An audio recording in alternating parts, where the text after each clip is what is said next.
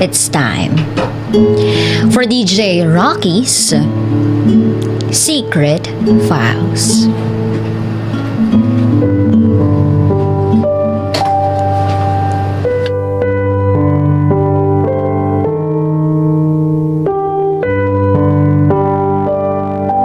Ako na naman ang crush ko na si Kenneth. 5'9" siya. Mabuti. At maganda ang katawan. Palibasa, nagji-gym. Ang gwapo talaga niya. Kaso, straight. May girlfriend kasi.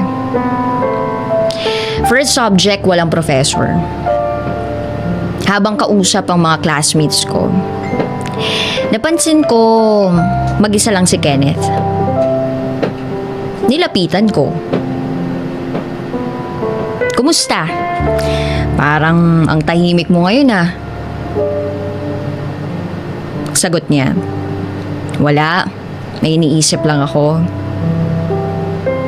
Sabi ko, tara, kantin tayo, gusto mo? Sabi niya, tara. In fairness, mabait si Kenneth. Yun nga lang, palaging tahimik. Habang naglalakad kami papuntang kantina, sabi ko, nga pala, gusto mong mag-rent ng apartment? Naghahanap kasi ako ng ka-share sa renta. At sumagot siya ng, magkano ba? Gusto ko na din kasi mag-apartment or dorm. Nakakapagod kasi ang biyahe. Taga Cavite pa ako. Sabi ko, 8,000 ang monthly. Tag 4K tayo. At sumagot naman siya ng, o sige, itatanong ko muna kung papayagan ako. Pagkatapos namin kumain nun, klase uli. Uwian na. Pagkadating ko sa bahay, nagbihis na ako at humiga.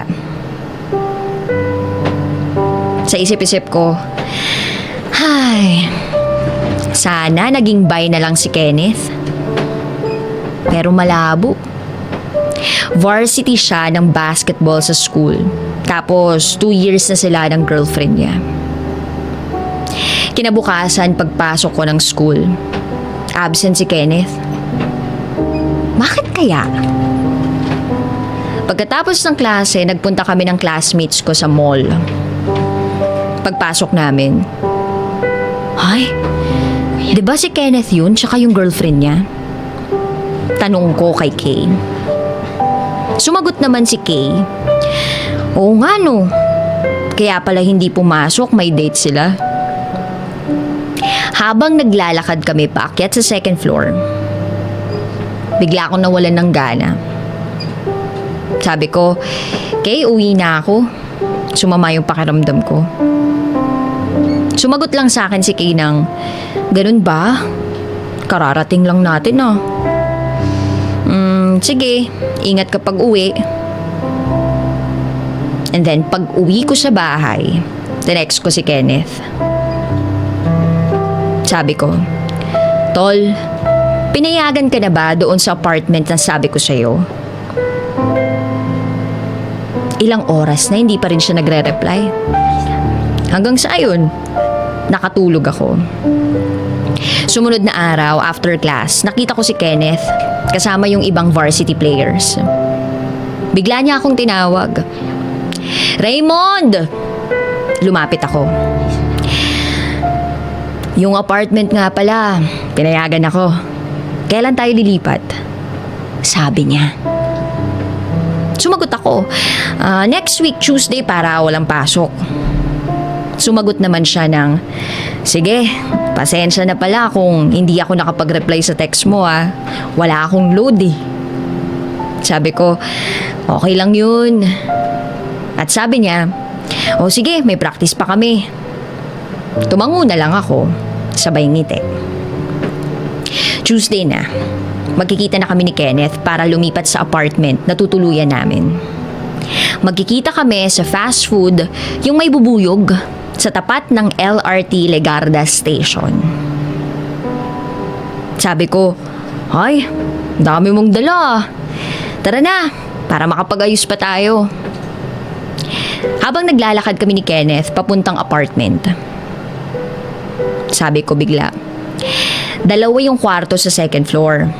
Tapos CR, sala at kusina sa baba. Tumango lang si Kenneth dun sa sinabi ko. Pagdating namin sa apartment, kanya-kanya kaming ayos ng gamit. Gabi na kami natapos mag-ayos ng sari-sariling kwarto. Hanggang sa inalok ko siya ng mag-dinner muna kami sa labas kasi nagugutom na ako. Sumagot siya ng, ligo muna ako. Pinagpawisan ako, kabubuhat ng mga gamit. Sabi ko, sige ako rin. Pagkatapos mo ako naman para pagkatapos mag-dinner tulog na lang. At ayun na nga, nagsimulang maligo si Kenneth. Habang ako naghahanda na rin para maligo. Habang bumababa ako ng hagdan, siya namang akyat ni Kenneth galing sa CR kasi tapos na siyang maligo. At parang hihimatayin ako sa nakita ko. Totoo ba to? Yung crush ko, nakatapis lang. Kitang-kita yung maputi at macho niyang katawan. May 6-pack na abs pa. Machong braso at balikat. Maskuladong dibdib. At yung umagaw talaga ng atensyon ko ay yung nakabukol sa kanya na parang may malaking itinatago sa baba. Nanlambot ang tuhod ko kay Kenneth pero hindi ko ipinahalata. Wala pa kasing nakakaalam na bay ako. Kahit boyfriend at sex sa same sex, hindi ko pa nasusubukan. Kasi hindi pa ganun katagal simula nung tinanggap ko sa sarili ko na ganito ako. Kaya ang sabi ko na lang sa kanya, ang bilis mo maligo Sabi niya, gutom na kasi ako tol, bilisan mo maligo Sabi ko na lang, sige para makakain na din tayo. Binilasan kong maligo at magbihis. Lumabas kami ni Kenneth para makahanap ng makakainan. At para akong may kasamang patay. Akala ko kasi sa klase lang tahimik si Kenneth. Yun, habang kumakain, ako na lang nag-start ng conversation. Kumusta na pala kayo ng girlfriend mo, Kenneth? Sabi niya, kami? Ayos naman. Ikaw? Wala akong girlfriend, sagot ko. Nagtaka siya. Talaga? Sa itsura mong yan, wala kang girlfriend? Bakit hindi mo kaya ligawan si Kay? Sabi ko, ay, close friend ko lang yun. Seatmate ko kasi siya, kaya siya yung pinaka-close ko. At sumagot siya ng, ay, tol, huwag kang maingay Nakwento sa akin ni Kay na gusto ka niya. Ligawan mo na. Maganda naman siya Pagkasabi niya yun, sa isip-isip ko, naku, kung pwede nga lang na sabihin ko sa kanya na siya yung gusto kong ligawan, kanina ko pa nasabi sana. Sinabi ko na lang na, talaga? Baka nagbibiro lang yun. Sumagot siya ng, mukhang hindi naman tol. Ngumiti na lang ako. Pagkatapos namin kumain ni Kenneth, bumalik kami sa apartment. Pagod. So, ayun, kanya-kanya ng tulog. Lumipas ang mga ilang araw. Inalok ko si Kay. Sabi ko, Kay, wala naman tayong next class. Punta tayong gym. May laro daw si Kenneth Pagpasok naming gym, patapos na yung game. Ay, nanalo sina Kenneth. Hanggang sa biglang may tumawag sa akin. Hoy Raymond, pauwi ka na ba? Sabay na tayo. Si Kenneth. Sama ka, Kay. Inuman tayo sa apartment namin ni Raymond. Sumagot si Kay na, hindi ako pwede. Kayo na lang, may gagawin pa ako. Sumagot naman si Kenneth ng, ganun ba? Sige, ikaw ang bahala. So, ayun. Sabay-sabay kaming tatlo lumabas ng campus. Humiwalay na si Kay. Tapos, pauwi na kami ni Kenneth. Tol, daan muna tayo ng 7-Eleven ha. Bibili ako ng beer. Sabi ni Kenneth. Nagtaka ako sa kanya. At nasabi ko na lang na, seryoso ka talaga? Sagot naman niya, oo tol, tsaka wala kaming pasok bukas. Sumang-ayon na lang ako. 10 cans ng beer ang binili ni Kenneth. Tapos sabi ko sa kanya, ay grabe ka tol, patayan ba to? Sabay ngiti. Sagot niya, kaya yan. Mahina ka bang uminom? Bago umuwi, bumili muna kami ng pwedeng gawing pulutan. So, ayun, pag uwi namin sa bahay, sinimulan na namin mag-inom sa sala. 1-on-1. Sabi ni Kenneth, ang bumagsak talo ah. Sabi ko, ay, parang napakasaya mo ngayon ah. Sagot naman niya, nanalo kami sa basketball eh. Sabay ngiti. Hanggang sa napasarap yung kwentuhan namin. Tig-tatlo kaming beer. Tinanong niya ako, kaya mo pa ba? Sinagot ko siya ng, lasing ka na yata eh. At sumagot siya ng, hindi pa ako lasing tol. Okay, huling tig-isang can. Biglang, pag-raise niya nung can, bigla siyang nasuka. Sabi ko, okay ka lang ba? Hindi mo pala kayang uminom ng marami. Pahinga na nga tayo. Hatid na kita sa kwarto mo. So, ayun. Parehas kaming gegewang-gewang paakyat ng kwarto. Sabi ko, magpalit ka na ng damit mo. Puro suka. Liligpitin ko lang yung pinag-inuman natin sa baba. Pagkatapos kong mailigpit, tiningnan ko muna si Kenneth sa kwarto niya bago matulog. Aba, nakatulog na siya nang hindi man lang nagpapalit ng damit. Punong-puno ng suka yung damit niya. Naawa ako sa kanya. Kaya naisipan ko, palitan ko yung suot niya. Kumuha ako ng shorts at t-shirt pamalit sa suot niya. Dahan-dahan kong tinanggal ang damit niya. At nakita ko na naman ang maputi at maskulado niyang katawan. Alam mo yung parang model ng underwear yung katawan niya. Sumunod, dahan-dahan kong tinanggal ang suot niyang pantalon. Napalunok ako, pinagpawisan at kinakabahan. Kitang-kita ko yung buong katawan ni Kenneth. Underwear na lang niya yung natitira. At talagang napapalunok ako kasi mukhang malaki talaga yung tinatago niya. Parang minamagnet yung kamay ko papunta doon sa nakabukol na yun. Pero pinigilan ko yung sarili ko. Sa sobrang pipigil ko, hindi ko na natiis. Hindi ko na nagawa. Lumapat ang kamay ko sa ibabaw ng underwear niya. Sa isip-isip ko, pagkakataon ko na to, matitikman ko na yung crush ko. Inawakan ko siya. At habang binababa ko yung bagay na hindi naman dapat ginagawa at hinuhubad sa kanya, bumibilis ang takbo ng puso ko. Napaisip ako, napatanong sa sarili ko, tama ba tong gagawin ko? Pinigilan ko yung sarili ko. Umupo ako at huminga ng malalim. Tinitigan ko si Kenneth habang natutulog. Ang gwapo niya talaga. Mapula ang mga labi niya. Unti-unti akong lumapit sa mukha niya.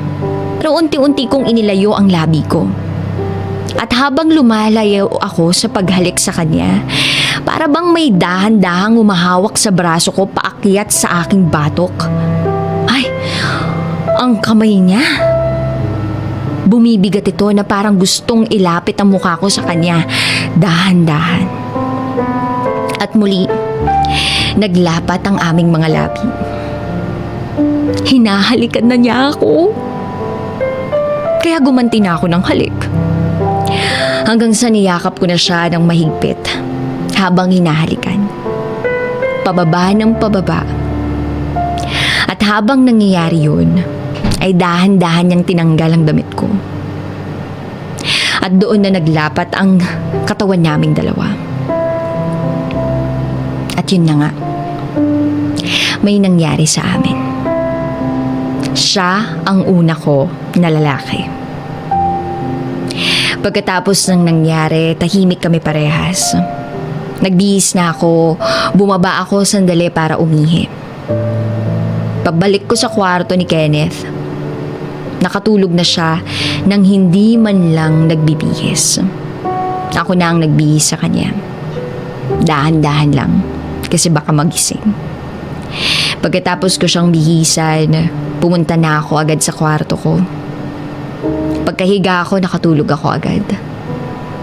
Kinabukasan pagising ko, naisip ko agad yung nangyari. Ay, shit! Ano ba tong ginawa ko? Hindi ako makalabas ng kwarto. Hindi ko alam kung paano ko haharapin si Kenneth. Ilang minuto lang ang nakalipas. Ay na, lumabas na ako ng kwarto.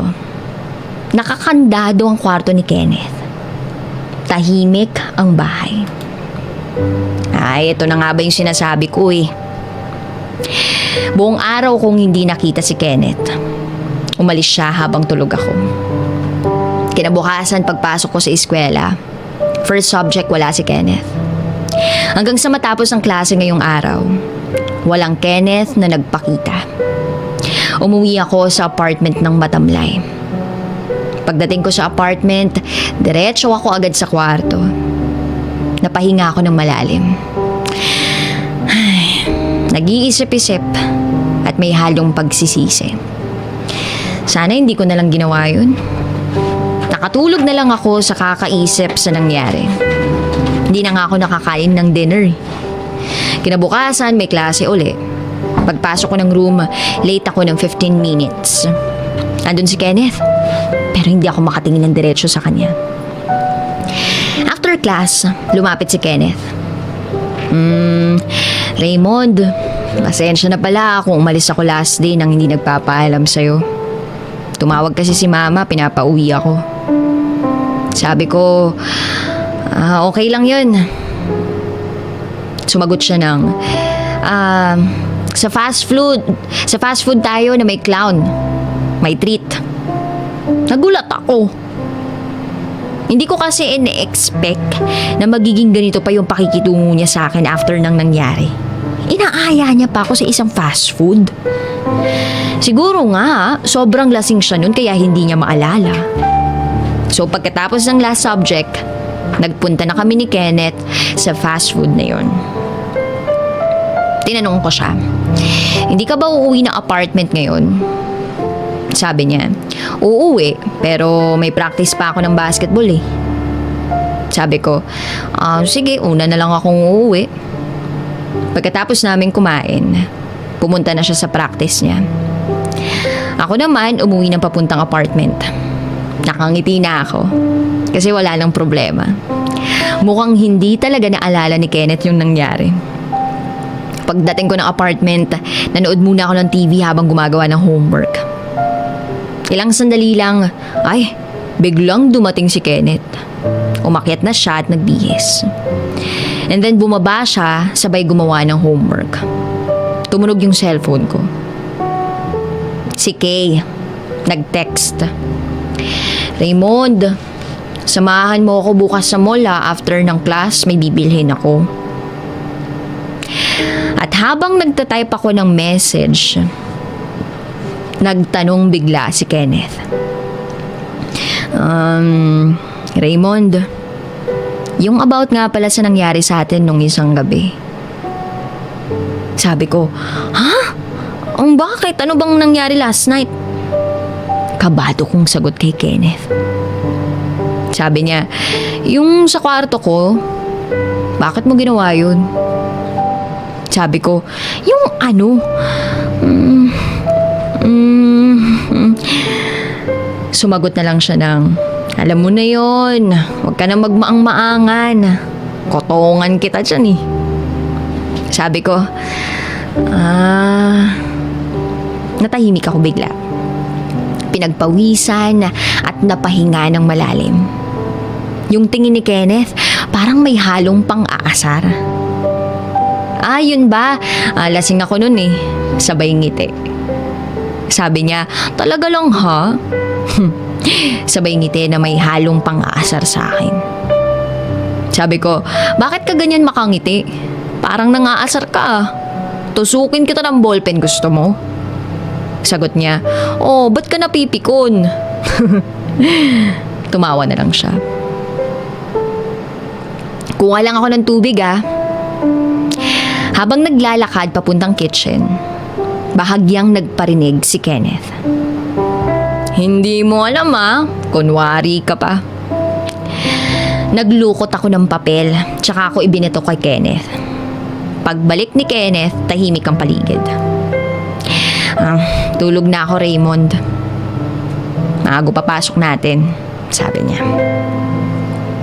Sabi ko, sige, tapusin ko lang to, tapos tulog na rin ako. Umakyat na si Kenneth at natulog na. Ako naman, patapos na sa ginagawa ko. Antok na rin ako, kaya natulog na rin ako. Kinabukasan, may kumakatok sa kwarto ko. Sino yan? Tanong ko habang pikit-pikit pa yung mata ko. Malilate na tayo, bumangon ka na. Nagulat ako. Si Kenneth, ginigising ako para sumabay pumasok. Kinilig ako dun. Teka, sandali.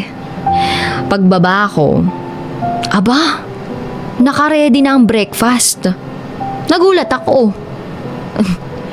Wow! May sakit ka ba, Kenneth? Tanong ko sa kanya. Sagot niya, niluto ko na lahat. Tsaka tayo na nga lang dalawang magkasama sa bahay, tapos magkakanya-kanya pa tayo. Tara, kain na. Habang kumakain, aba, sinabi ko sa kanya na magaling ka palang magluto. Sagot niya, talaga? Okay lang ba yung pagkakaluto ko? Sabi ko, oo, itlog lang naman kasi to tsaka hotdog. Walang kahirap-hirap iluto. Tapos sumagot siya ng, yan lang naman kasi yung meron sa ref. Kumain ka na nga lang dyan. Ang ganda ng girlfriend ni Kenneth. Bagay sila. Kaya pala siguro sila tumagal ng 2 years. So, ayun. Umalis na si Kenneth kasama yung girlfriend niya. Habang kasama ko naman si Kay, tinanong ako ni Kay, ikaw, Mond, bakit wala ka pang girlfriend? Sumagot ako sa kanya ng, gusto mo ikaw? Biniro ko lang siya. Sabi niya, sira ka talaga. Ramdam ko naman talaga na matagal na akong gusto ni Kay. Kung ligawan ko kaya siya.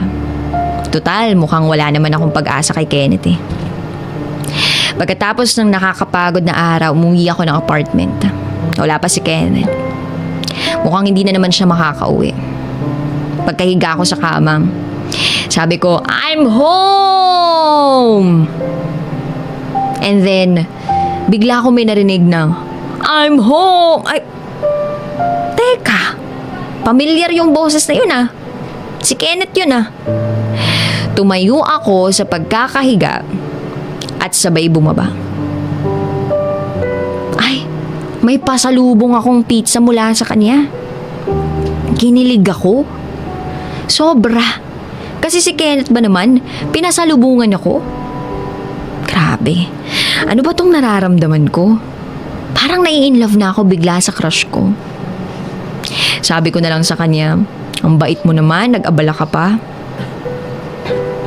So, kumain na kami. Hanggang sa biglang nagsalita siya. Gusto kita. Napatigil ako sa pagkagat ko ng pizza. Ha? Gusto mo ko?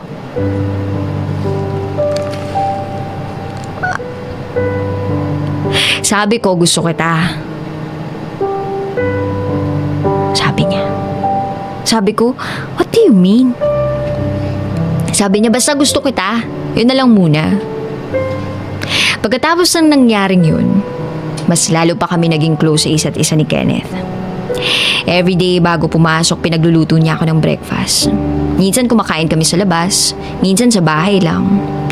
Minsan nagmumukmuk ako pag may date sila ng girlfriend niya. Pero lagi naman ako may pasalubong kapag umuwi siya. At habang lumilipas ang araw, mas lalong tumitindi yung nararamdaman ko para sa kanya. Hanggang sa isang gabi, tabi na kaming matulog ni Kenneth sa kwarto. Kasi nawala ba naman yung susi ng kwarto niya? Gabi na, kaya hindi na niya mapuntahan yung may-ari ng bahay para mahiram yung duplicate ng susi para magamit. Pero natuwa ako ng time na yon. Habang magkatabi kami, tahimik. Nagpapakiramdaman kami pareho. Kenneth, paano kung sabihin ko sa'yo mahal na kita? Sabi ko sa kanya. Sabi niya, bakit mo naman natanong yan? Sabi ko, yun kasi yung nararamdaman ko sa'yo eh. Sabi niya, talaga? Bakla ka kasi. Sabay tawa. Paano kung sabihin ko sa'yo na nahuhulog na rin yung loob ko sa'yo?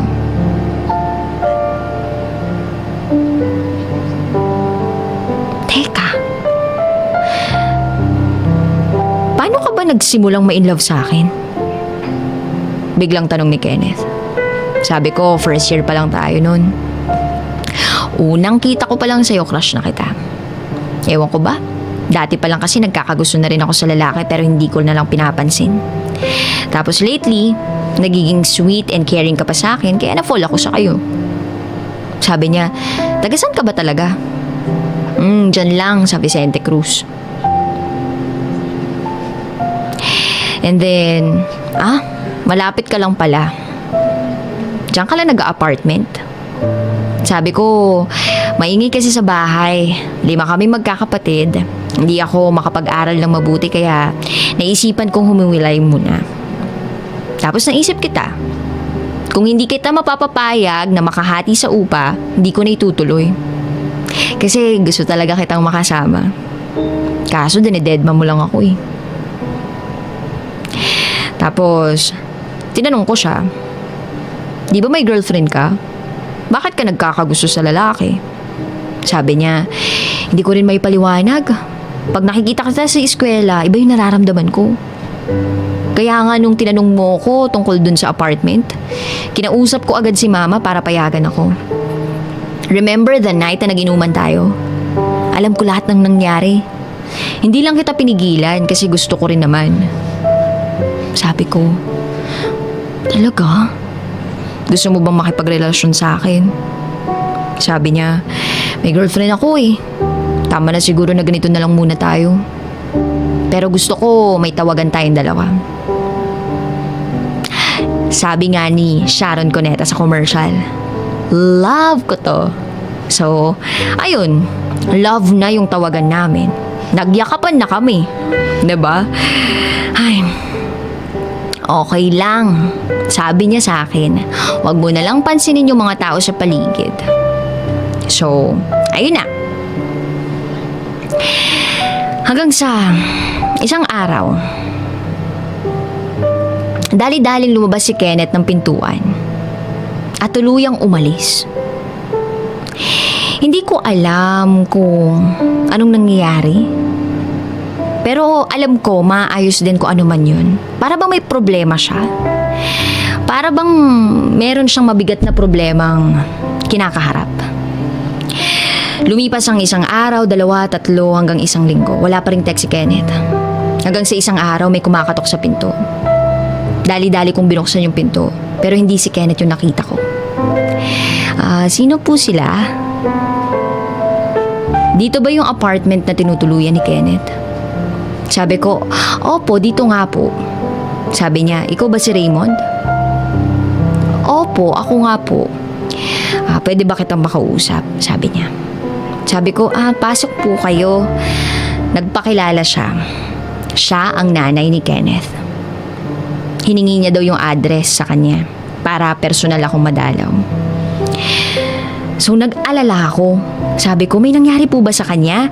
Hindi na po kasi siya nagte-text simula nung umuwi siya sa inyo. Sabi niya, he's okay. Pumunta lang ako dito para makausap ka. Sabi ko, bakit po? Sumagot siya ng, nag-iisa kong anak si Kenneth. At ako ang may hawak ng cellphone niya, kaya ako rin ang nakakabasa ng mga text mo.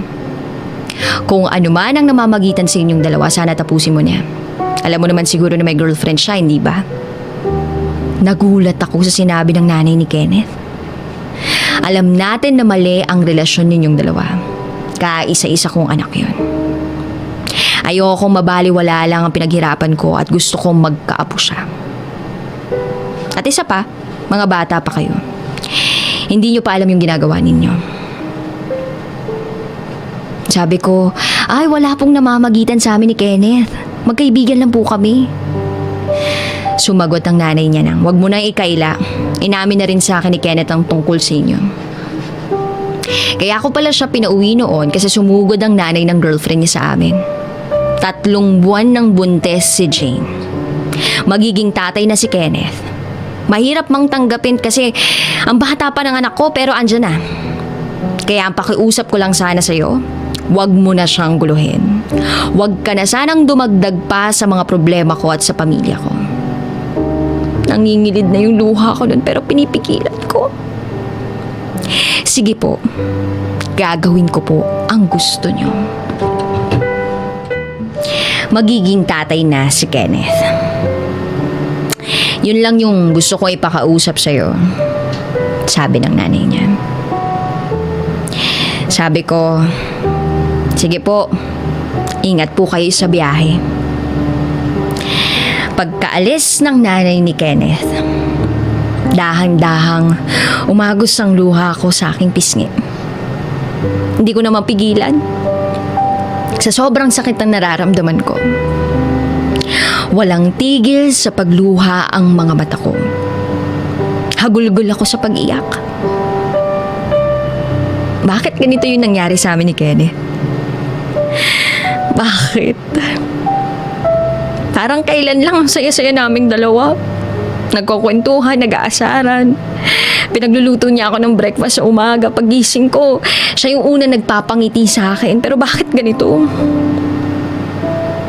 Natapos ang araw nang wala akong ginawa kundi umiyak ng umiyak.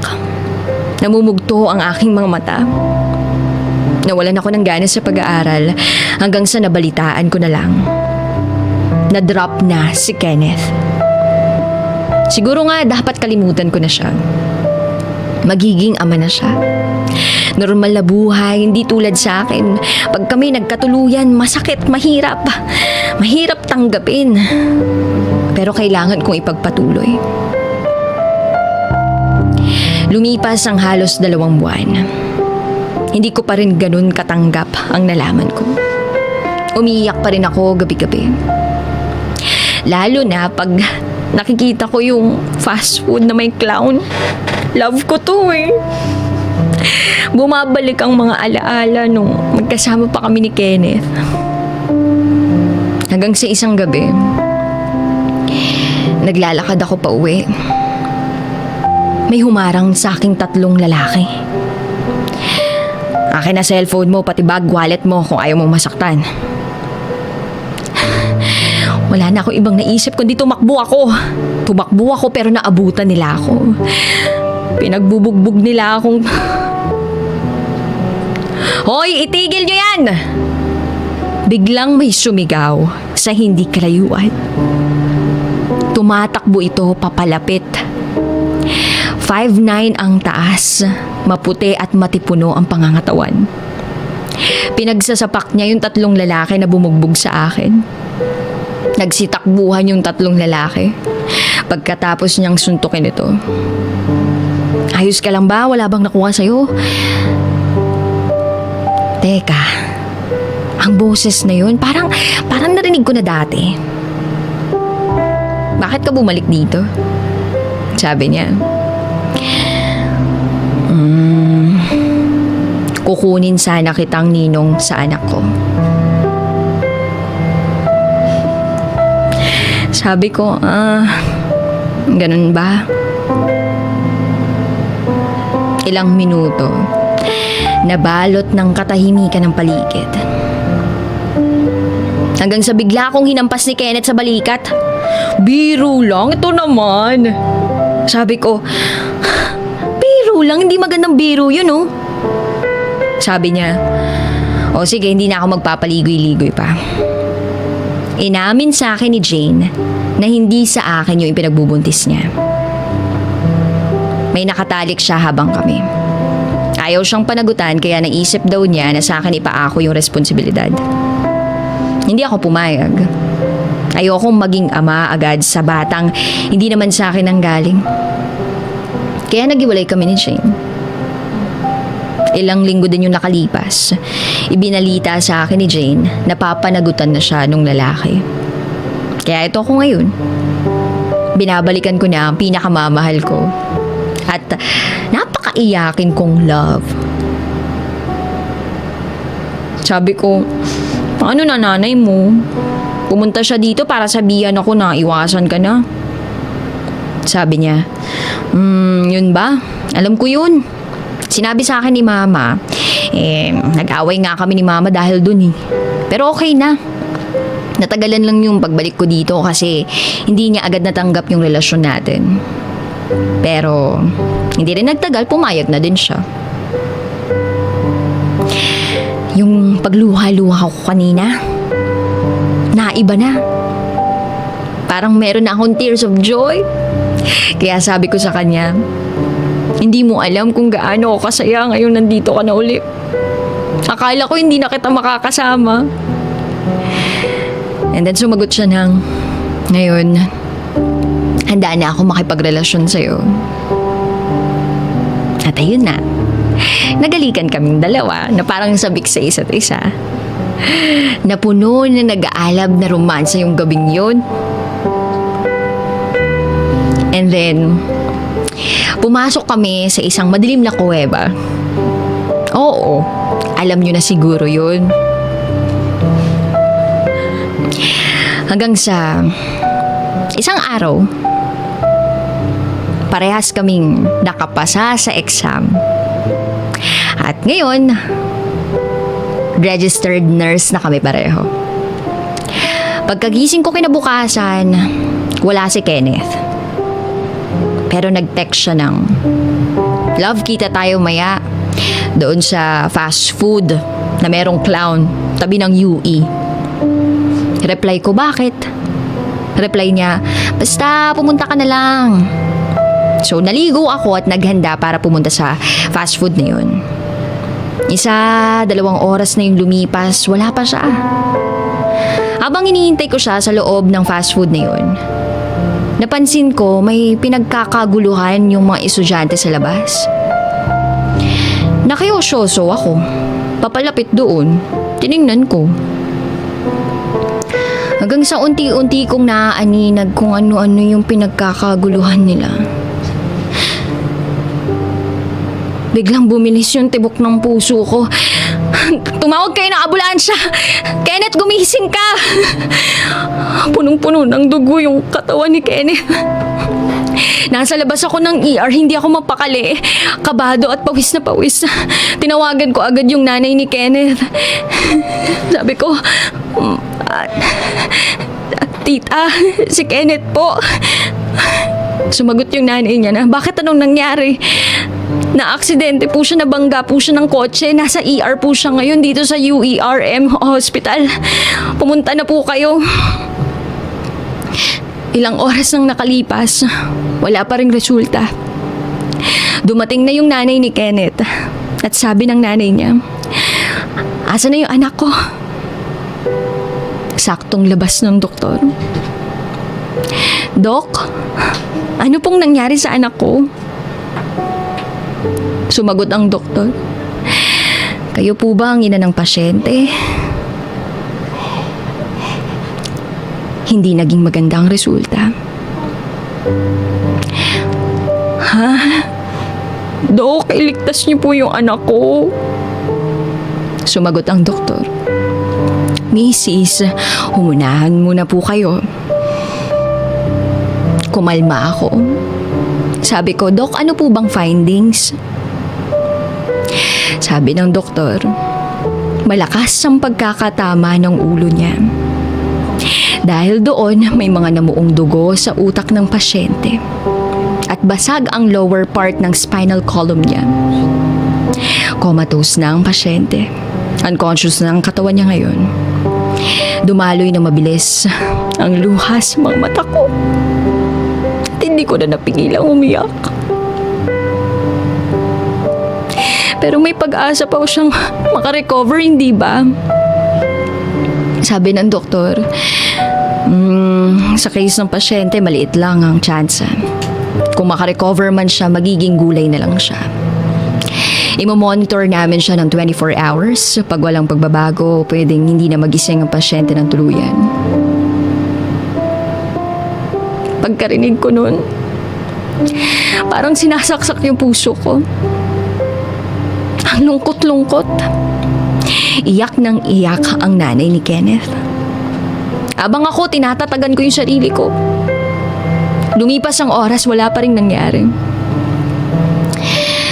Raymond, uwi muna ako sa bahay Babalik ka agad ako. Bantayan mo ang anak ko Sabi ng nanay niya. Pagkaalis ng nanay ni Kenneth, dinala si Kenneth sa ICU. Pumasok ako. Hindi ko na napigilang umiyak. May pumasok na nurse. Nagtanong, pamilya po ba kayo ng pasyente? May nakuha po kasi kami sa kanya. Isang sobre at maliit na kahon. Pagmamay-ari po yata ito ng pasyente. Pagkakuha ko ng sobre at maliit na kahon, binasa ko agad ang laman ng sobre. Love, happy 3rd year anniversary. Patuloy kitang aalagaan at hindi kita sasaktan. Mahal na mahal kita. Ikaw na ang nagsilbi kong mata, puso at lungs ko. Kaya wag mo akong iiwan kasi mamamatay ako. Hindi natin alam kung kailan hihinto ang oras na nakalaan sa atin. Maigsi lang ang buhay. Mas magandang matapos ng masaya kaysa puno ng pagdurusa. 2 singsing ang laman ng kahon. Sa ibabaw ng singsing may nakaukit na love. At sa ilalim naman may pangalan naming 2. Napatingin ako kay Kenneth. Sabi ko, love, gumising ka na. Alam ko naririnig mo ako. Hindi ko kayang mabuhay nang wala ka, please. Gumising ka na. Marami ba tayong pangarap, di ba? Walang tigil ako sa pag-iyak. Kinuha ko yung kamay ni Kenneth. Sabi ko, ito yung simbolo ng pagmamahala natin. Ang daya mo. Ikaw yung dapat magsusuot nito sa akin, di ba? Nakakainis ka. Isinuot ko yung singsing sa kanya. Ganon din sa akin. Sabi ko, love, hihintayin ko yung pagising mo, ha? At habang natutulog ka pa, ako naman yung mag-aalaga sa'yo. Ilang beses mo na akong iniligtas. Hindi mo ako pinabayaan at hinayaang masaktan. Ngayon, ako naman yung mag-aalaga sa'yo. Hindi kita iiwan. Salamat sa singsing. Salamat sa importansya na ipinapakita mo palagi sa akin. Ihintayin ko ang pagising mo. At dumating na ang nanay ni Kenneth. Ano daw balita sa anak ko? Sabi ko, wala pa rin po. Pero mga 30 minutes babalik po ang doktor para malaman kung ano po yung kalagayan niya. Tita, uwi muna po ako. Babalik din po ako agad Malapit lang naman po yung apartment dito. Sabi ng nanay niya, o sige, mag-ingat ka. Mabilis ako umuwi. Nagpalit lang ako ng damit kasi puro dugo. At dali-dali na akong bumalik sa ospital. Medyo traffic pero nakarating din. Pagpasok ko ng ICU, tinanong ko si tita. Ano na po yung lagay ni Kenneth?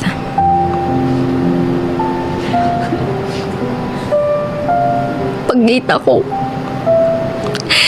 nakatalukbong na ng puting kumot si Kenneth.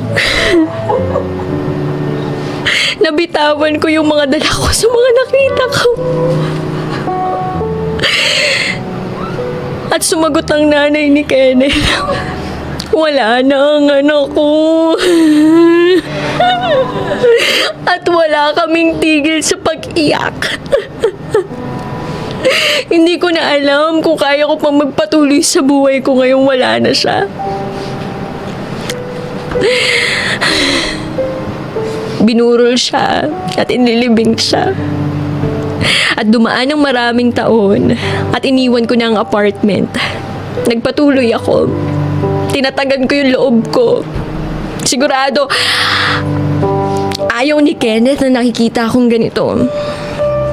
Maraming taon na yung nagdaan, marami na nagbago. Pero sariwa pa rin sa akin lahat nung nangyari. 8 taon na yung nakalipas mula nang namatay ka.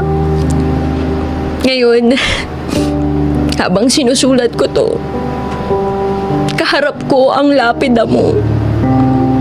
Kumusta ka na?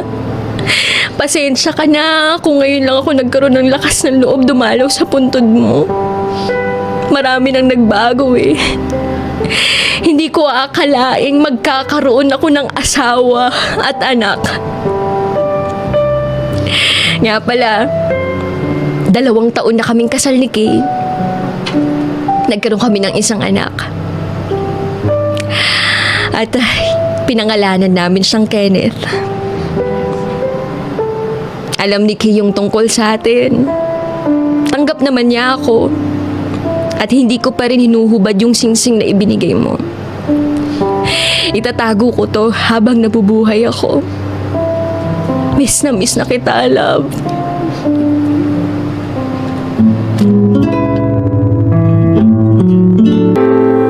Dear Nicole and Diego, itago niyo na lang po ako sa pangalang Marco, 38 years old, single dad at 1 dekada niyo ng silent listener dito sa South Korea. Katulad po ng marami, sumulat ako para humingi ng payo. Nagsimula po ang lahat nang makilala ko si Annie noong 2010. Fresh graduate po ako noon nang makapasok sa isang kumpanya sa BGC, kung saan nagtatrabaho si Annie. 5 taon po ang tanda niya sa akin. Maganda, mabait, masayahin, palakaibigan at talaga namang ligawin. Simula pa lang gusto ko na siya pero kapag kausap ko na, nauutal ako. Hanggang nalipat siya sa team namin. Naging magkaibigan kami at dumating na nga sa puntong dahil lagi kaming magkasama, marami nang nagtatanong kung kami na ba. Ayoko siyang ligawan sa takot na baka magkailangan at mawala ang pagkakaibigan namin. Kaya laking gulat ko ng isang araw. Tanungin niya ako kung pwede niya ba akong maging boyfriend. At walang pag-aalinlangang sumagot ako ng oo. Makalipas lang ang ilang buwan, nagpakasal na kami. Simple lang ang pangarap ni Annie, maging isang full-time housewife. At ibinigay ko yun sa kanya. Araw-araw, inaasikaso niya kami ng anak namin. Naputo lang ang masaya naming pagsasama ng magka-cancer of the blood ang brain niya. Primary CNS lymphoma. Stage 3 na, sabi ng doktor. Lumaban kami pero ilang buwan lang binawian na siya ng buhay. Bago siya mawala, ulit-ulit niyang sinabi na maghanap ako ng makakatuwang sa buhay. Pabiro pa niyang dagdag, dapat daw yung mas maganda sa kanya. Napalaki ko naman ang maayos si Elise, yung anak namin dito sa Korea. Tulad ng nanay niya, kinukulit ako na mag-asawa ulit. Ginawan ako ng social media account at dito ko naman nakilala ang Latinang si Sofia. Hoy. Tulad ni Annie, maganda, matalino, at responsable sa buhay. Yun nga lang, matanda ako ng 15 years. After 8 months, pumunta kami ng anak ko sa Colombia para puntahan si Sofia. Harapang sinabi sa akin ng pamilya niya na ayaw nila sa akin at sinabihan akong layuan ang anak nila. Ipinaliwanag ko na malinis ang intensyon ko sa anak nila.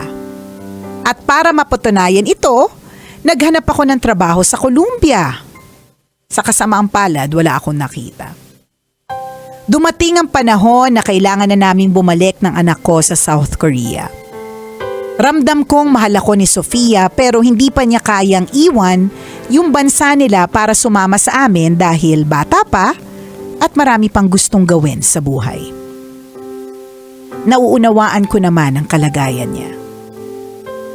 Nicole and Diego, gusto ko na ulit bumuo ng pamilya. Paano kaya mangyayari yon sa sitwasyon ko ngayon? Hindi ko naman kaya na hindi kami magkasama. Salamat po sa inyong payo. Ang inyong kumikinang na tagapakinig. Marco. Ang pag-ibig. Yon. Marco season yan. Na may magandang song to memorize dito sa Love Radio, di ba? Ang pag-ibig. Yan. Ang pag-ibig talaga, napakatalinhaga. Pero kung ibabase ko lang sa sinabi mo, Marco, ano ba yung sinabi mo, Marco? Hindi mo kaya na hindi kayo magkasama. So from there pa lang, alam mong ang adjustment talaga ay hindi masyadong, medyo complicated na yung umpisa, di ba? Hindi naman natin sinasabi totally na wala na itong pag-asa, wala na chance, kalimutan mo na si Sofia. Hindi naman. Ang sinasabi lang natin is, handa ka bang harapin yung mga complications na kaakibat ng jojowain mo si Sofia? Ang problema pa, si Sofia hindi rin ready. Yun eh. Latina eh. Di ba? Latina. Ready na ba si Sofia na maging Ayan. Latinang ina? Di ba? Yun pa yung konsiderasyon. Ready na ba siya maging nanay? Oo. Ano kasi, walang problema dun sa mahal mo siya, mahal ka niya. Wala. Ang question din is, kaya mo siyang ipaglaban pero siya. Kaya niya bang Kaya niya ba? ipaglaban? Kasi hindi pwede isa lang yung lumalaban. Totoo. It Dapat takes pareho always, kayo eh. correct, always takes two to tango. Ang feeling ko kay Sofia, hindi naman sa judge ko siya, pero judge ko na rin siya. Judge ko na rin si Sofia. Ang feeling ko lang din sa kanya ay, hindi pa siya ready. Yes. Bata pa nga Bata pa siya. Baka siya pa yung tipong exploring the world. Yes, Kaya kanya natripan, kaya ka nandun sa social media app yan or whatever kung saan kayo nagkakilala. Baka gusto niya makatikim ng dad bod na karelasyon, di ba? Ibig sabihin, yung ganong klaseng relationship na not necessarily to settle down, but gusto niya ng somebody older kasi in terms of wisdom nandoon, di ba? Hanggang yun lang yung kaya niyang i-commit. Correct, 'di ba? Baka gano'n. At saka 'di ba? At saka ang hirap ng alam mo, gets naman natin yung inalalaban natin ng pag-ibig, pero napakahirap din talaga kapag halimbawa biglang nakikipaglab, masyado kayong you and me against the world. Yes, oo. Napakahirap nun. It's always so nice kung meron kang hindi man kayo masyadong close, kunwari, at least good ang relationship ninyo ng pamilya niya. Hindi sila galit sa'yo. Ang hirap eh. Wag mo i-romanticize yung kanta na Love Will Keep Us Alive. Ay, Dahil hindi. Because love flies out when poverty sets in. Yes, Pag wala na kayong makain, pag hirap na talaga ang lahat, 'di ba? Hindi kayo mabubusog ng pag-ibig na 'yan, 'di ba? Hindi po sapat na dahilan ng pag-ibig. May mga bagay-bagay kasi na dapat kinukonsider. Like for example, dapat kagaya nito, 'di ba? Pareho nyo mahal yung isa't isa, pero yung pamilya ayaw, para hindi siya fluid, Correct. 'di ba? Hindi eh. May something talaga eh, 'di ba? May mga sabit. Correct. O tayo natin ng mga sabit. Ang daming komplikasyon.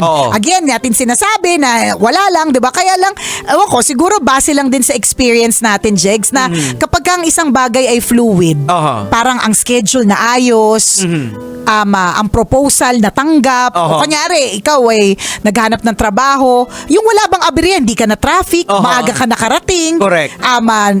good mood yung mag-interview, Oo, tapos- kakilala mo, di ba? Oo. Yun yung mga sinasabi nating fluid. Oo, tapos yung gano'n na gusto niyang patunayan na mahal niya talaga si Sofia, naghanap ka ng trabaho pero hindi ka nakahanap. Imagine Oo. mo, kung fluid, kahit pa paano makakahanap ka. Correct, di ba? Yun yun yung mga example parang hindi talaga Hindi- pinapayagan ng hindi. tadhana Totoo. na ano. Like ako na-experience ko yung ayaw yung pamilya.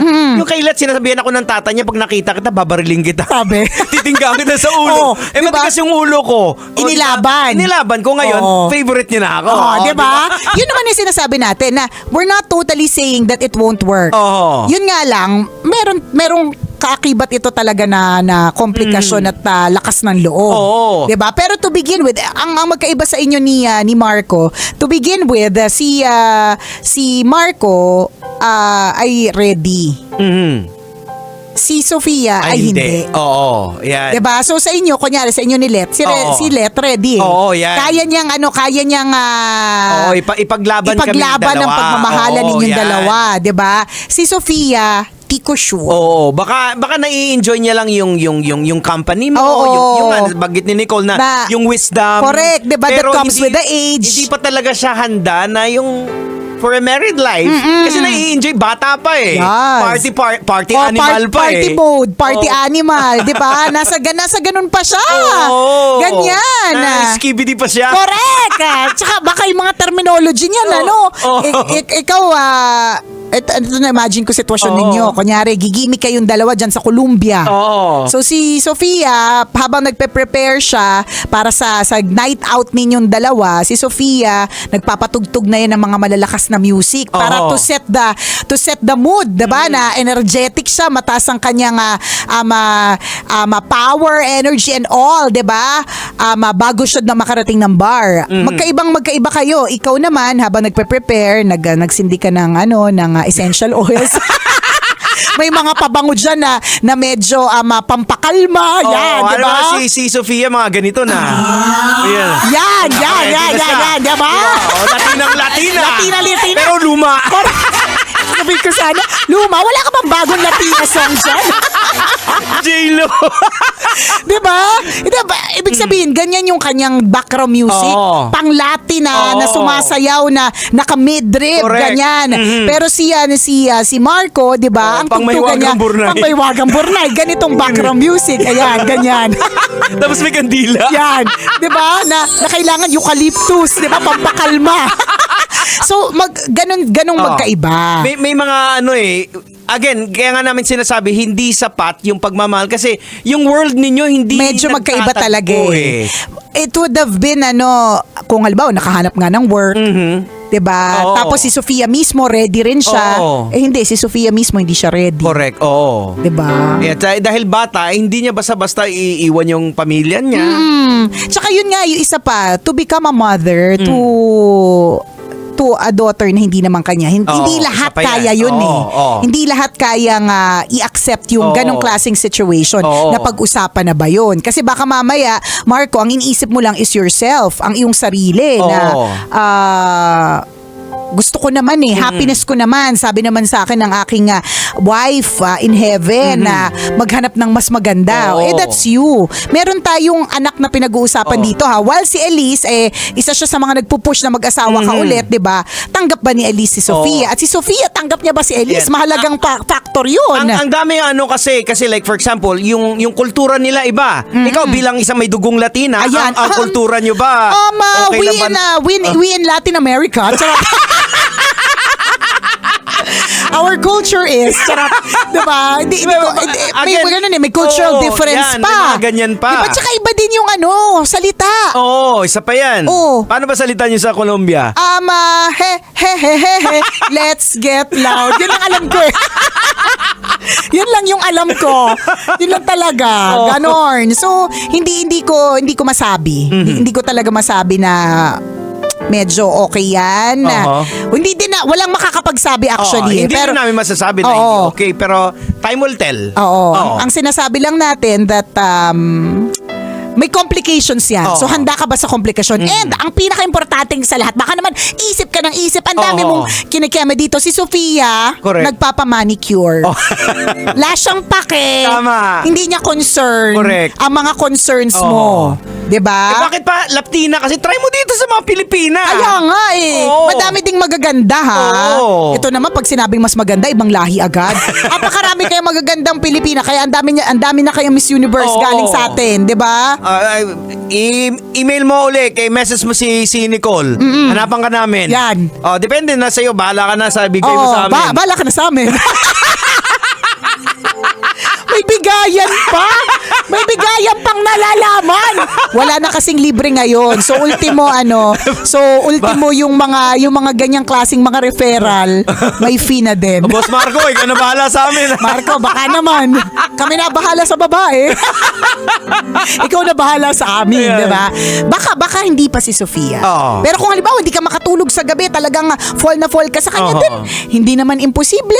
That's worth a try. And then pag hindi naman ibig sabihin nun that you cannot try again with another girl, with another person. Yan. Ganon. So, Marco, wag mong pilitin ko kasi kung minsan hindi talaga nagkiklik eh. Yun yung pag hindi nagkiklik, doon tayo nahihirapan kasi pinipilit natin. Yan. Na alam Correct. naman natin na parang sing-sing lang yan, hindi magkasya. Pinipilit mo na magkasya sa masasaktan ka lang. Diba? Diba? At mahirap eh pagka yung hindi parang puzzle, piece of the puzzle na pinipilit mo, last piece na siya, pero Oo. pinipilit mo kahit hindi talaga Oo, siya, oo. na alam mong in the end. Diba? Parang ganun. Minsan may ganun mga puzzle eh. Na Oo. akala mo last piece na, nagawa mo lahat. Yung pala, mayroon palang komplikasyon dun sa isang parte ng puzzle. Kaya hindi talaga nakafit. Ayan. Ganun yung tingin namin. Oo. Medyo hindi talaga akma ang mga bagay-bagay. Oo. Since na puzzle analogy tayo, meron namang puzzle na alam mo na merong sasakto pero hindi mo pa mahanap. Yan, Pero ito oo. nahanap mo na, hindi talaga magsakto. Yan, 'di ba? Yung ganon. Pero ang maganda lang dito, tingnan mo, 'di ba? Saan ka nakakuha ng bagong jojowain? Social media. Yes, oo. So ibig sabihin, in terms of choices, mas marami na talaga ngayon. Oo. Mas mahirap pa rin talaga nung araw, nung mga panahon ng Gen X. Correct. Kasi nagkakaubusan ng referral ng kaibigan. Oo. Kaibigan ng kaibigan. Nagkakaubusan din yan. Yan. Pinsan ng kamag-anak, Oo. 'di ba?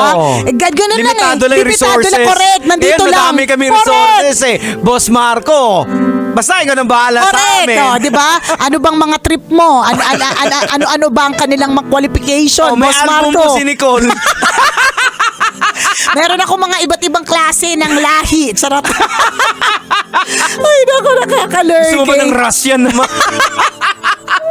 O basta ang mahalaga dito, never give up on love. Oo, tama. Ano talaga dito na meron at meron ka ring mahanap. Pero gusto mo ba talaga? Yun Oo. din eh. Baka naman nape-pressure ka lang sa Oo, sinabi yan. ni Mrs. Oo. na maghanap ka ng katuwang. Hindi mo naman pwedeng pilitin kung ayaw mo din talaga Ayan. eh. Just again, higit sa lahat, Marco, gayahin mo yung ginawa ni Nicole na pinag-pray niya.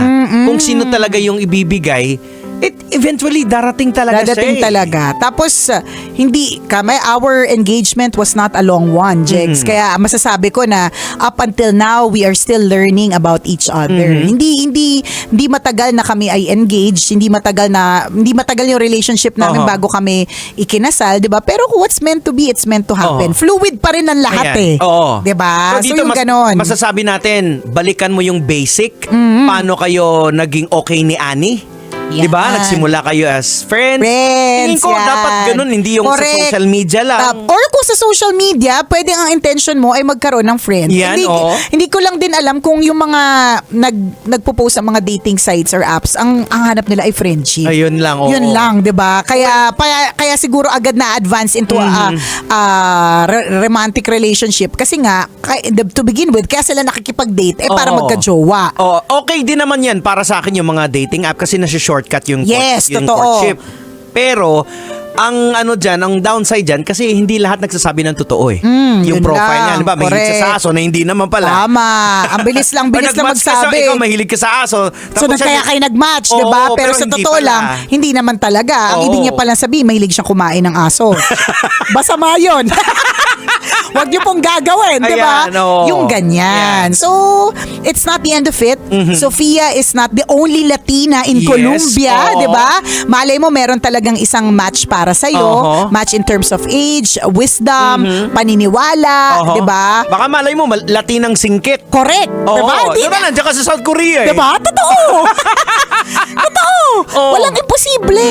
Walang imposible. Ang mahalaga, yung magiging kapartner mo ay willing din Yan. na makasama ka. At saka ipaglaban ka. Willing na Yun ang pinaka-importante. Correct. Ipaglaban ka and willing to settle. Yes, Kung oo. hindi rin lang naman willing, bakit pa tayo nagsasayang ng oras dito? Sayang yung oras. Sayang yung time, sayang lahat, di ba? Yes, oo. Pero hindi masasayang kung sa amin ka Ayan. magpapahanap. Yan, basta ikaw na bahala sa amin. Sarap lang, Marco. Go, go, go. You can do this. At Yes. sana mahanap mo ang iyong happily ever after. Yan. Oras natin mga kabisyo, 1:39. Ako pong kumikinang na ulo, Diego Bandido. At akong kumikinang ina mo, Nicole Liala. Kailangan pa bang i-memorize yan? Basic! Good evening Luzon, Visayas, Mindanao at Metro at Mega Manila. Kayo pa rin po ay nakatutok sa 90.7 Love Radio. Oras na muna natin sa buong kabuluhan is already 10:17 PM at kasama niyo pa rin po ang ating Basta Princess, DJ Rocky Tera. At kasama nyo rin ang titindig sa mga ipinaglalaban ninyo, DJ Titan Jello. Ngayong gabi napakinggan nga natin ang secret file ni Bridget at ng kanyang asawa. Sila po ay may anak na merong autism. Ang tawag po dito ay ASD. Napakahirap ng kanilang pinagdaraanan na meron pong autism spectrum disorder ang kanilang anak. Buti na lang kumapit sila sa pagtitiwala nila at paniniwala sa plano ng Diyos para sa kanila. Sa una talaga, magiging in denial ka eh. May ganun pala yung anak ko. May ganun ba siya? Parang feeling ko normal lahat nung naging response niya doon sa mga taong nakasalamuha niya during the time na may mga pasundot-sundot na nagsasabi na may something yung anak mo.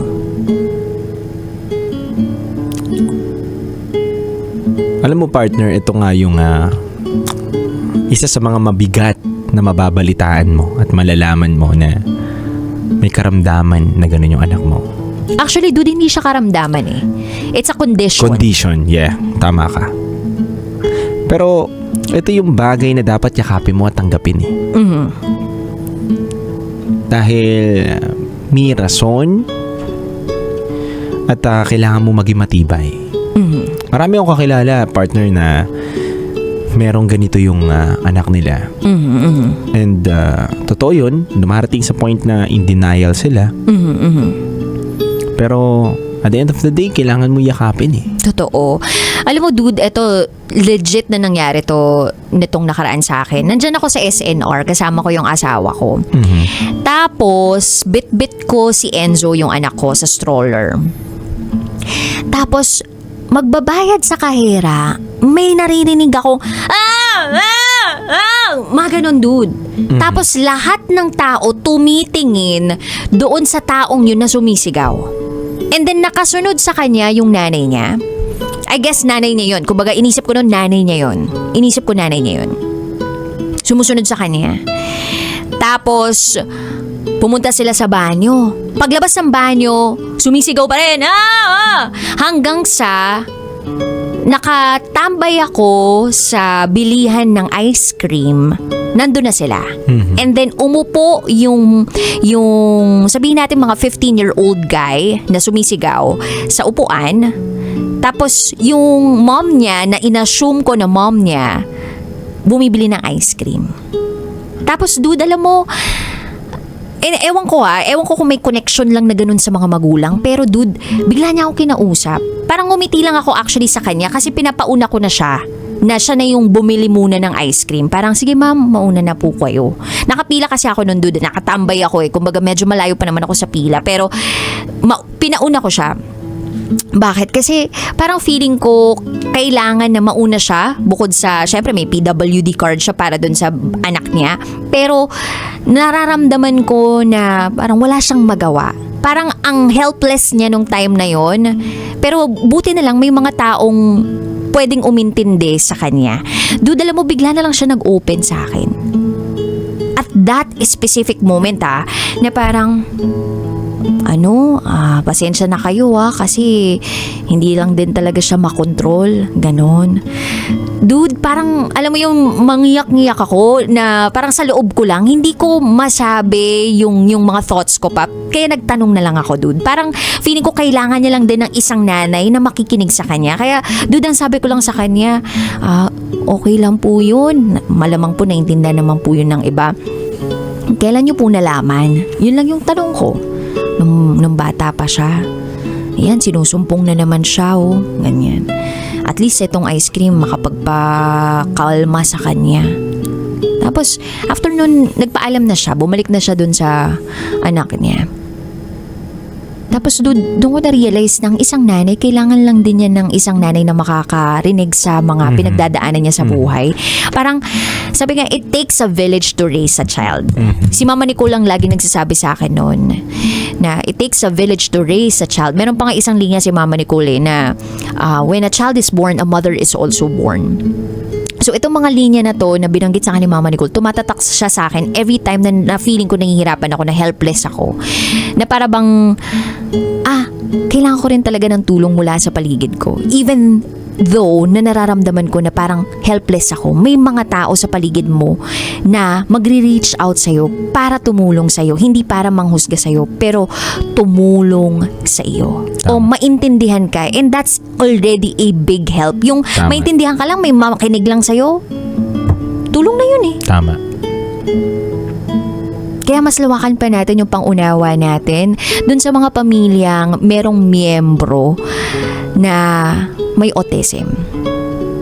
Kasi normally ang judgment dyan, ang ingay-ingay naman, ba't di niya makontrol yung anak niya? Ang daling manghusga ng ganun ba't di niya makontrol yung anak niya? Ladies and gentlemen, mga kabisyo, minsan talaga may mga anak with autism na hindi niyo makokontrol.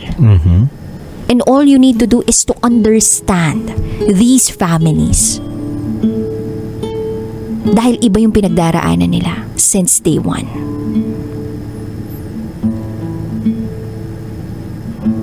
Yun lang, dude.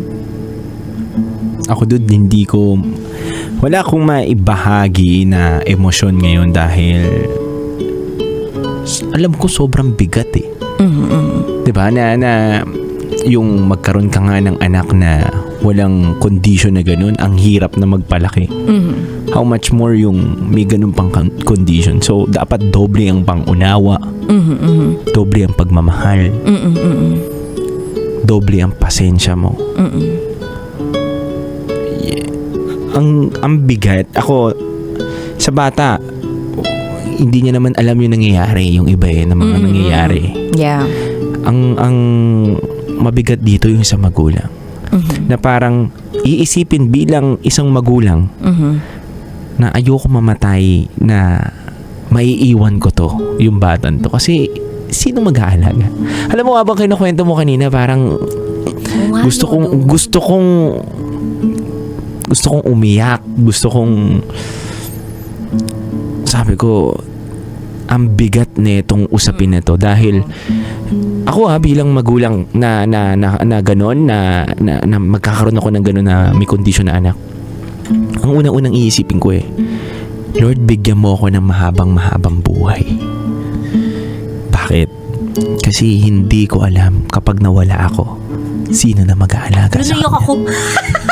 Naiyak ako, dude. Totoo naman. Diba? Ang ganda na sinabi mo, dude. Diba?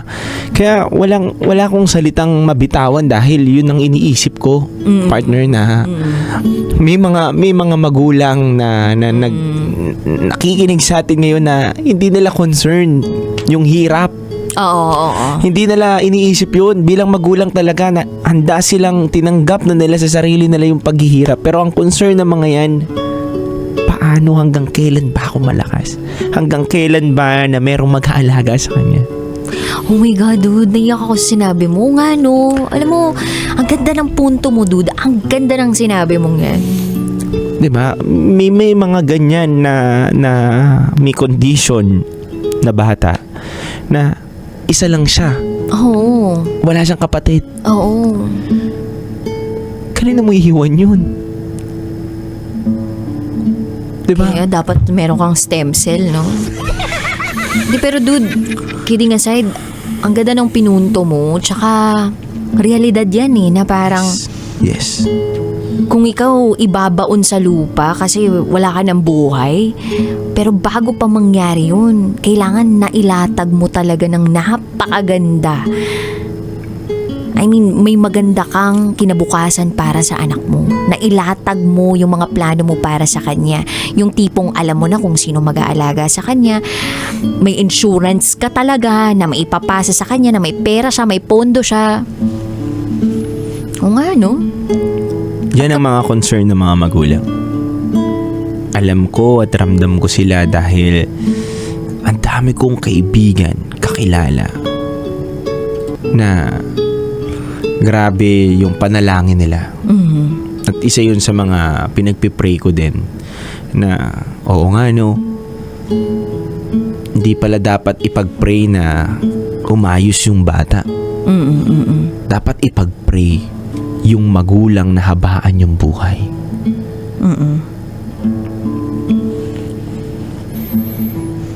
Batiin lang natin si Angela Cruz, no? Sabi niya, I'm a mom of an awesome son.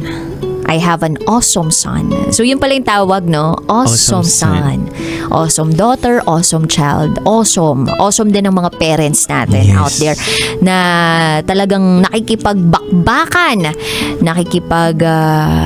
laban sa lahat ng pagod at hirap nila para sa kanilang mga anak. And sana, dude, yung mga nakikinig din ngayon, mas maging aware sila about this condition. Kasi may sinasabi sila na yung early detection would really help the growth and development of an awesome child. So, may nabasa ako, dude, na pag maaga mo siyang nalaman, may possibility na hindi mo siya makikitaan ng autistic signs pag tumanda siya. Kasi nagsimula siyang ma-develop at ma-therapy at a very young age. Okay. Pero kapag later mo pa siya napadiagnose at later pa ang therapy, delayed na talaga. Medyo nandun na yung manifestation and signs and symptoms ng autism. So, may mga stage siya, di ba? Stage ba or numbers? Parang 1, 2, 3, ganun. Isim, ganun. Ganun ang pagkakalam ko, naririnig ko sa mga kakilala ko eh. So, early detection din is okay. Tsaka, dude, yung iba rin kasi mga magulang, well, nandun na yung parang in denial, 'di ba? Nandun na yung Hindi may sa unang iwasan. parte, 'di ba? Yes. Nandun na eh. Pero yun nga, maging bukas din tayo sa mga sasabihin din ng ibang tao na posibleng makatulong din naman sa atin, especially if magulang natin yung mga nagsasabi na pa-check natin, 'di ba? Yung mga salitang yun hindi naman para ihamak kayo, kundi para mas maprotektahan kayo, para mas maiparamdam yung pagmamahal nila sa'yo, at para mas malaman ninyo kung paano talaga tatakbo yung buhay ninyong pamilya. Kasi kailangan pinaghahandaan din yung yung pag-aaral niya, 'di ba? Kung paano siya makikipag-socialize sa ibang mga tao, 'di ba? Kumbaga lahat 'yan dapat inaaral din araw-araw, at marami kayong madidiskubre sa bawat araw na lilipas tungkol sa mga sarili ninyo at tungkol sa mga anak ninyo. At ang pinaka hindi ko makakalimutan dito sa nabanggit ng ating secret file sender yung pagtitiwala at paniniwala niya sa Yes. Panginoon. Napakahalaga nun, dude, yung tipong hindi mo naiintindihan yung mga plano ng Diyos para sa'yo. Pero, magtitiwala ka pa rin. At huwag mong titignan na problema yan. Biyaya yan. Dahil sa dinami-daming magulang sa mundo na to, ikaw ang napili hindi para pahirapan ka, kundi ikaw ang mag-alaga ng may kondisyon na ganun dahil alam ng Panginoon na ikaw yung may lakas na loob na kaya mong umintindi at maging matibay. You have an awesome child because you are an awesome person. Yes. Totoo yun. Ang titibay ng mga magulang na alam nilang may ano. Ang dami kayang mga artista na meron din mga awesome Yes. child. I remember Blessing yan. may mga Yeah. interview si Karen Davila, Yes. si Candy Pangilinan, si Katrina Halili. Dami dyan. Pero, Pero mga kapatid din na artista, di ba? totoo, dude. And nagbibigay din sila ng inspirasyon and lakas ng loob dun sa mga kapwa nila awesome parents. Yes. Kasi dude, hirap talaga eh. Alam mo yung na-witness ko talaga na nagtatantrums yung yung malaking tao na siya eh. Parang 15, sabi niya 15 years old eh. Parang, shucks, paano nila na-handle to? What if everyday ganun siya? Diba? Parang, wow, ma-amaze ka lang talaga. Kulang na lang talaga. Parang lumuhod ako sa harap niya para, alam mo yun, sambahin siya dahil sa Diba? ginagawa niya para sa mga anak niya or para sa anak niya. Amazing. Kaya you are doing a great job. Parents, awesome parents. Kung nakikinig man po kayo ngayon, you are doing a great job raising your children. Oo, mapapagod, manghihina yung loob, pero Hindi susuko. hindi susuko at babalik ang pagtitiwala sa Panginoon. Nandyan at nandyan ang Panginoon, hindi kayo nag-iisa. Yes. Ayun lamang po, sa mga kabisyo natin out there na gusto mag-share ng kanilang secrets, share to us sa rakitera@gmail.com. Kami po'y magbabalik, kasama pa rin si DJ Rakitera. DJ Titan Jello. At kayo'y nakatutok sa 90.7 Love Radio. Kailangan pa bang i-memorize yan? Susunod na po ang Top Secrets. This is Bridget's Secret File.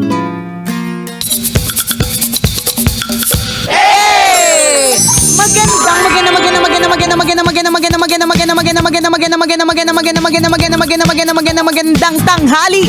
Kumikinang na ulo, Diego Bandido.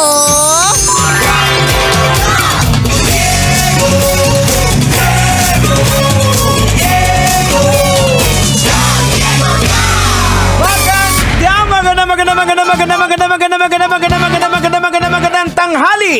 Kumikinang ina!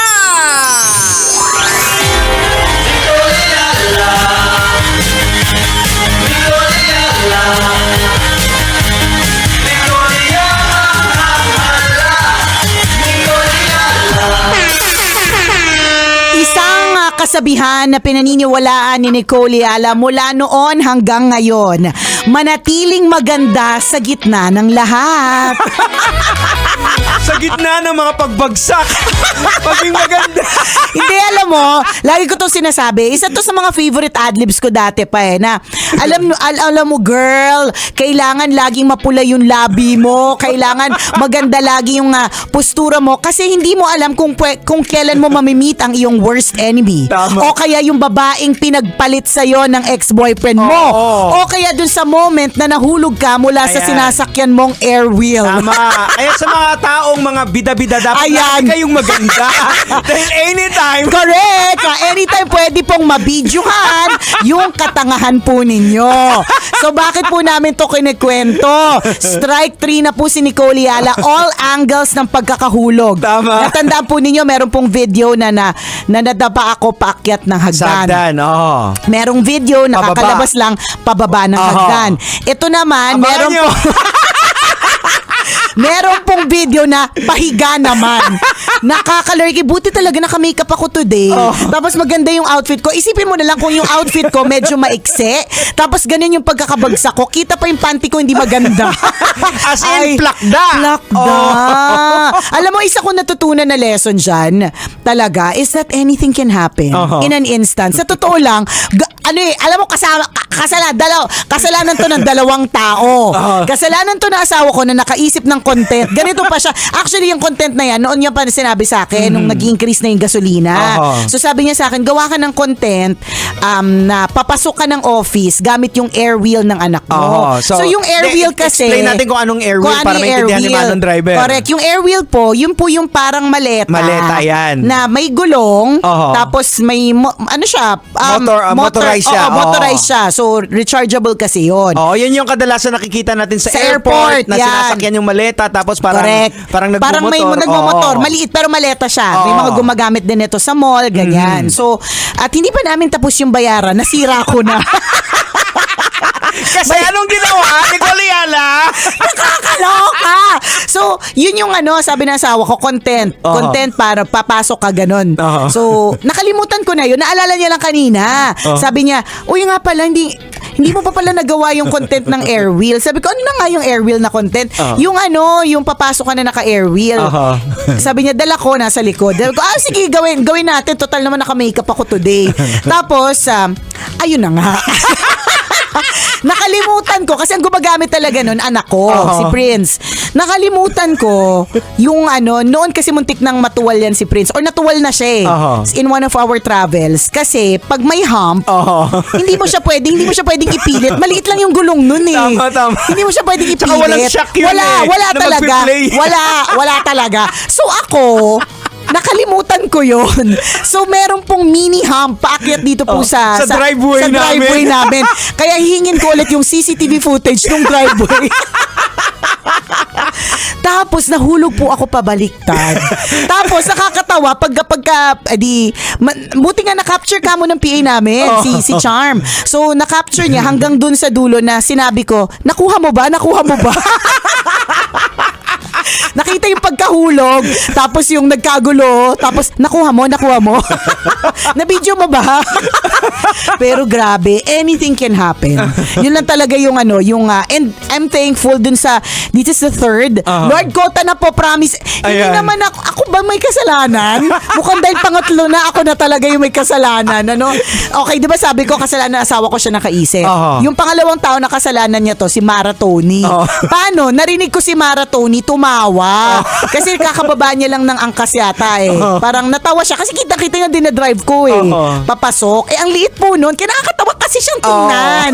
Tapos dahil tumawa siya, tiningnan ko. Nung tiningnan ko, nawala ako sa balance. So kasalanan, hindi ko to kasalanan to na asawa ko at ni Mara Tony. Chares. Bakit mo kasi sinampa sa hams talaga?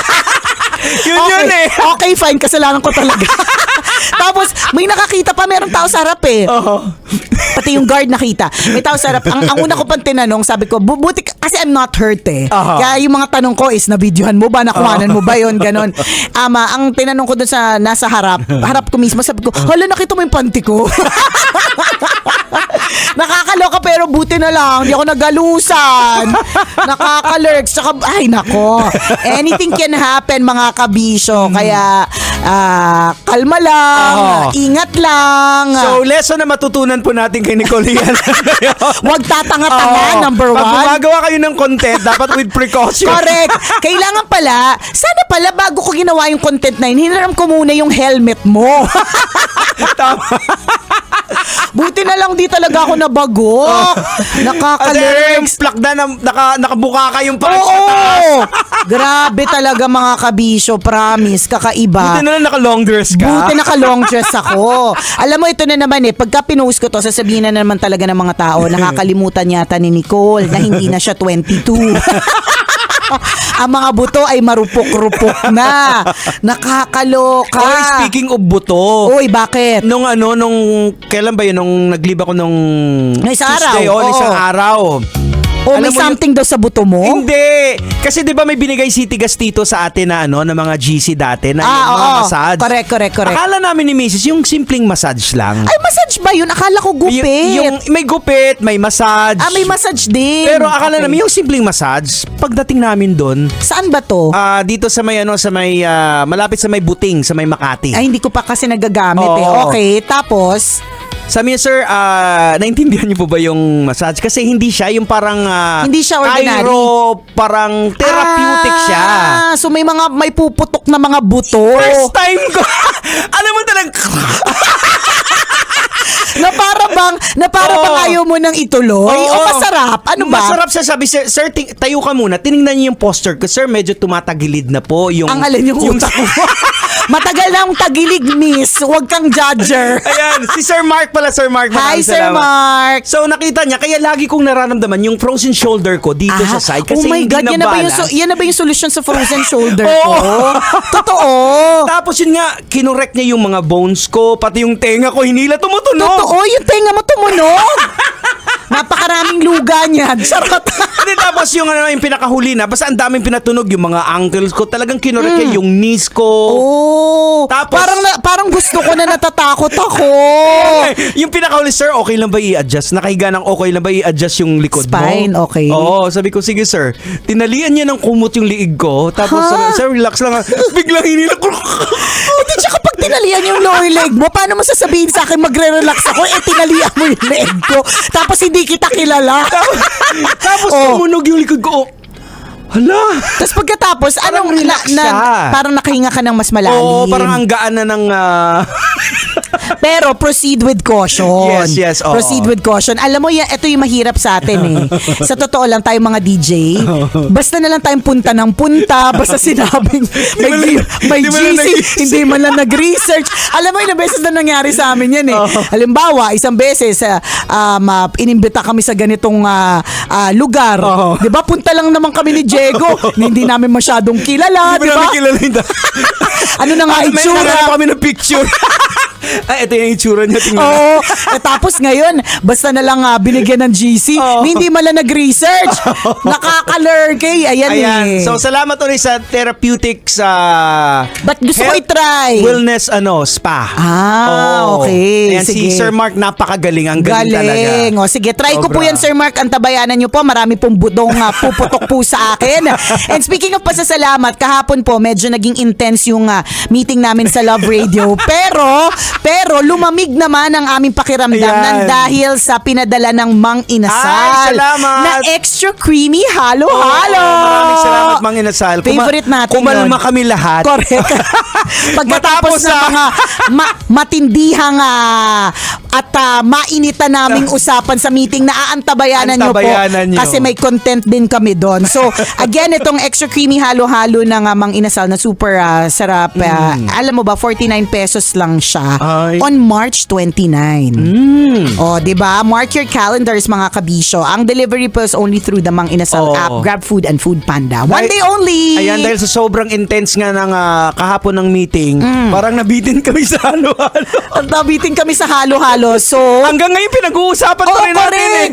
Actually, yung, ay nako, ang intense po. Antabayanan nyo po yan, Abangan mga ninyo. kabisyo. Abangan nyo po yan. Basta ang dami pong kailangan antabayanan at abangan. Ay, nakakaloka mga eksena.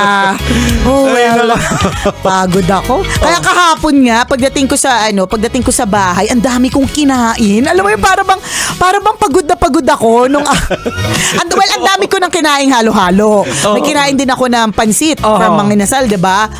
Pero pagdating ko sa bahay, parang kailangan ko pang kumain Ako kasi ang din. intense talaga nung naging meeting namin kahapon. Antabayanan si niyo po Tanya nga yan. na hindi kumakain, napakain. Correct! Si Tanya na hindi kumakain pag meeting, biglang napakain, biglang napaupo, kahit na antok na siya. Correct, oo. Di ba? Oh well. Basta.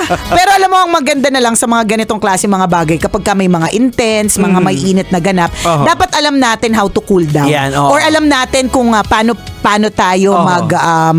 magbabalik sa state ng pagiging chill. Oo. 'Di ba? Yung Ayan. ganun, dapat alam natin 'yon kapag ka nandun na tayo sa maximum level ng init ng ulo, for example, o kaya stress, 'di ba? Anong gagawin mo para mag-relax? Tama. Yan. Alam mo, isa sa mga naisip ko din na follow-up sa content na yun, yung reaction video natin. Pwede. Kaya alam mo yung nakaano ba? Sayang wala na videohan yung reaction natin hanggang labas eh. Hindi, yung uupo tayo, papanoorin natin yung Pwede. video. Ay, pwede. Ayan, Gawin tingin ko natin mas maganda yan, digital. True. Let's go.